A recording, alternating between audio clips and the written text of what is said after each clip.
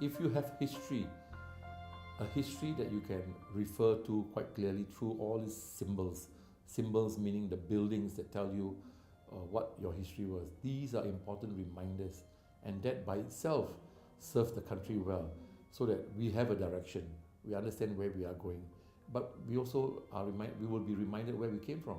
The Asia Insurance is a building that is so rich in history because businesses grew from there.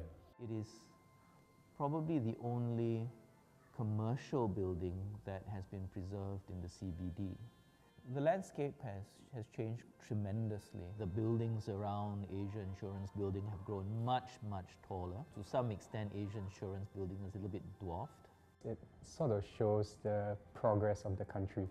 When it was built in 1955, and at the time it was the tallest building in all of Southeast Asia. And now it's what it is, it's beautiful.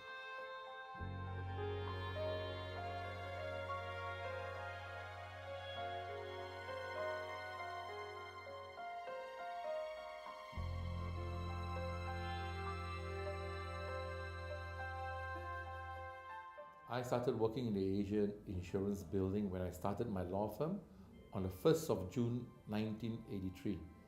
They were about the only one of the few buildings left that operated the sort of a lift which had a gate and had to be serviced by a lift attendant.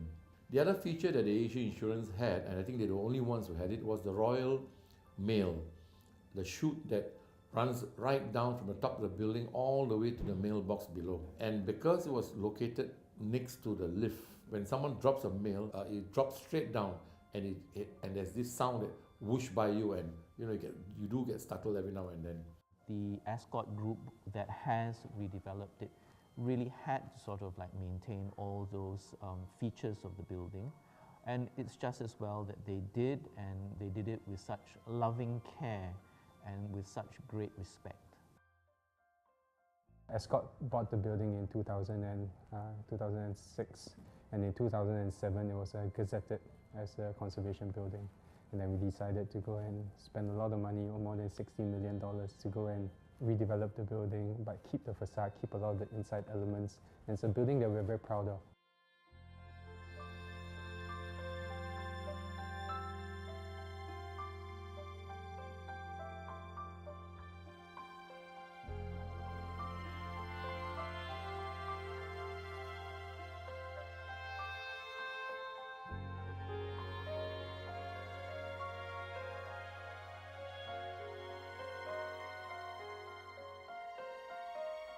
They used to build things that last. We had these wire mesh chairs from 1950s. They're still here. They're up at the bar. We have this pineapple onglai pendant lamp. It's still in the lobby. We have these old leather chairs that have been here from the 50s, 60s, all designed by the who's who of designers back in the day, and they still hold up. The motif on the stairwells, which we've now converted it into a motif. We put it on the cufflink for guys. There's a brooch for ladies. It's used as a motif in the rooms as well for the aircon vents. For the guests, in every room, we put together a little commemorative book. It's called One at a Time. It has some pictures about the history of the building for those who are interested. It's also a reminder that even old buildings can be put to good use. It is now no longer an office building, but at the same time, they've managed to change it to the venerable building that preserves our heritage and reminds us of a time gone by. Looking at your photograph in your youthfulness is a reminder of what you were, and hopefully to see things coming back that way. It represents enterprise. It represents how we grew up as a small island into what we are today. So yes, I think it's important for us to continue the conservation. It's not just about money, it's more than that. It's richer than money.